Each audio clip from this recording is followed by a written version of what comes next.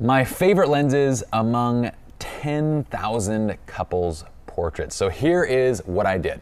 I wanted to see which of these lenses were my favorites overall when it comes to couples portraiture for weddings. So I took specifically weddings, couples, portraits, and I took a sample set of 10,000 images and I looked at what percentages were made up of each lens. Now the top three were my 35mm, this guy, the 35, this is the Canon 35 1.4, and then I also have in number 2 is the 50mm 1.2, and number 3 was actually surprisingly my 24 1.4.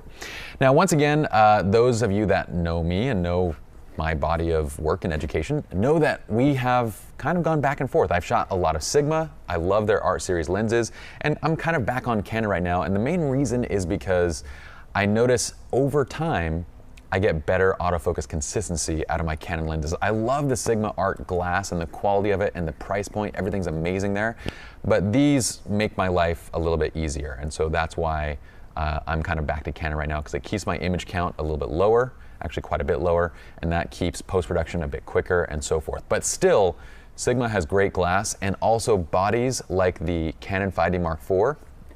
This has dual pixel live view autofocusing, which helps to alleviate much of that autofocus issue that I was experiencing with the Arts in the first place. Sigma also has good customer service. So by all means, do what fits your budget and what works for you. Just know that Sigma glass is great. Know that I'm shooting Canon because it makes my life easier, and that's why I don't want to get into this whole debate thing, you know what I mean? So among these three focal lengths, you'll look at this 35, 50, and 24. Well, there's 20%, 25%, and 23%. This means that basically 75% of the images that I capture on a couple's portrait session come from those three simple focal lengths. Among the remaining 25%, it's split between the 85, so this is our 85, we call this kind of like a true portrait lens, our 7200, which gives us great true portrait focal lengths as well as heavy compression, and a 90mm tilt shift for special effect type stuff. But you'll notice that the 85, I'm only shooting about 10% of my images on that. Although it has a very unique look and effect to it, especially when shooting wide open, I'm not shooting that much on it. Same thing with the 7200, I busted out for special purposes, like when I need to bring the background forward and really zoom in and compress the backgrounds. It's fantastic for that, but otherwise it's staying in my bag. And my tilt shift, well, I use that again for very specialized kind of purposes. I love the look and the effect. But if you said pick three, it would be the 35, the 50, and the 24. Now let's talk about kind of the definitions real quick. So I defined these as a 35mm lens. This guy right here, you'd use this for journalistic moments, as well as exaggerated environmental portraits. So let's kind of take a glance at that kind of stuff. So this is a 35mm portrait. We're going to walk through how this image was created later on, so don't worry about that. But it's a great wide shot that features the couple in this environment. Okay, again, 35mm used close up during an engagement session gives it that kind of journalistic vibe. We can see a lot of the scene. It looks fantastic. We just want to be careful to not frame our subjects towards the edge of the lens because it does have quite a bit of distortion.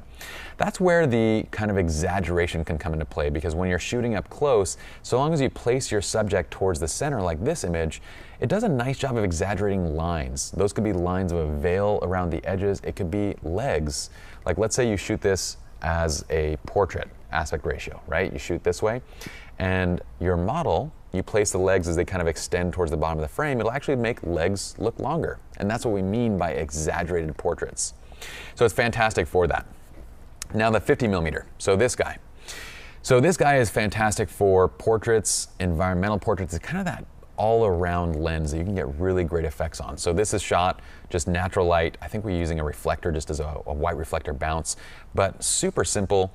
And you can use it kind of closer up. You can use it a little bit wider. Don't go too close on it. So don't go to headshot length because it will still have some distortion there. And that's why we don't call this a true portrait lens, but it is a portrait lens. Okay, so you can use it for portraits.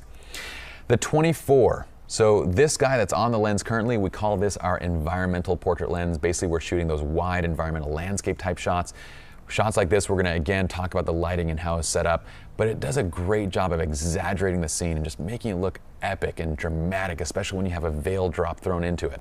So the 24 is fantastic for that. It's also great for exaggerated portraits. So basically this kind of a portrait where you frame the subject towards the center of the image and allow the environment to sort of wrap around them. It has a really beautiful look, and it's unlike most other lenses. Shooting wide open on a 24 prime creates a really unique exaggerated portrait look that really features the environment around the couple. The 85. So again, our 85 is great for compression. It's also a true portrait lens. So you can stand back and get this image on the left where you have great compression, background fall off that looks incredible because you can go up to 1.2 or 1.4 on say the Sigma 85. And then you can step right in close and shoot a close-up portrait with the exact same lens because you're not going to get any distortion, any other kind of lens effects that are going to distort the faces. It's a true portrait lens. So very versatile. The 85 again used for a true portrait up close, and you can see how that background just smushes into that beautiful bokeh. Looks fantastic. 7200, this is where we're talking about environmental compression type shots, right? So in this scene, the ocean is actually very, very far behind the couple. We're stepping back and zooming in to 200 millimeters to make it look as though the ocean is right behind them. In reality, it is not. So it's fantastic for those kinds of compressed images. Also, the 7200 is great for candid journalistic images, and you'll notice that in this shot, we're again zoomed to like 150-ish millimeters in the focal length.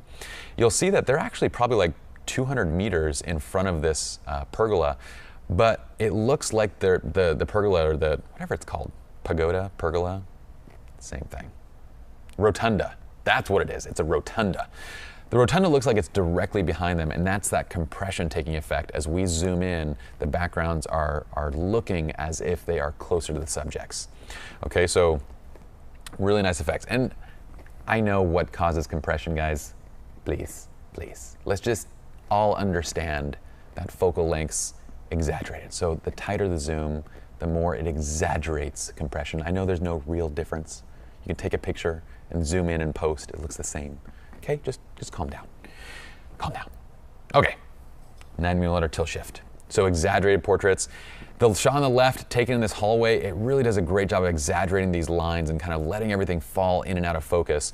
Same thing in the middle shot, letting the dress fall out of focus. Same thing on the right shot, letting the dress, the suit, everything above and below the eye lines fall out of focus. It's fantastic for that. It can create that miniature look, or it can also just bring your attention into the focal plane. And I love the tilt shift for that. It has that very soft and kind of just beautiful ethereal kind of feel that works so well for wedding portraits. So that's it for our 6 favorite lenses, or the 6 most used lenses when it comes to couples portraiture. Again, in my top 3, if I'm going out to do an engagement session, I'm just going to take my 24, my 35, my 50, and maybe a specialty lens, like maybe either my 85 or the tilt shift, depending on what I feel like the clients want. But I'm going to go a little bit minimalistic. On weddings, we usually have a little bit more of our gear, but that gives you an idea of what gear we're using the most. So even on the wedding day, if you say you need to go to the beach, leave all the other gear somewhere safe and don't carry every single thing out there. Try and be a little bit minimalistic so you can move quicker and think more creatively. That's it. Let's go ahead and move on to the next video.